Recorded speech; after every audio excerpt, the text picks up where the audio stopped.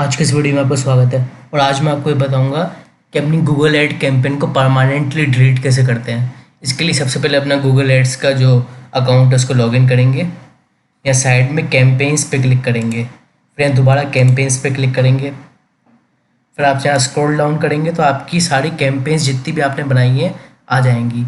अब आपको इन्हें डिलीट करना है तो कैसे करेंगे। मान लीजिए मुझे इस वाली कैंपेन को डिलीट करना है तो मैं यहाँ राइट के साइन पे क्लिक करूँगा या एडिट दबाऊँगा और एडिट के बाद मैं दबा दूँगा रिमूव, और ये कंफर्म करना है रिमूव। तो आप देखेंगे एड 3 वाली रिमूव हो रही है, अब यहाँ से हट जाएगी बिल्कुल।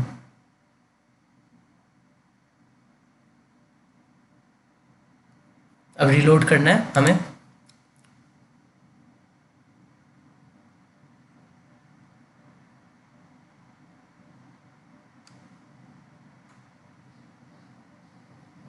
अब रीलोड करके देखिए एड 3 के नाम से कैंपेन थी, यहाँ पे गायब हो चुकी है।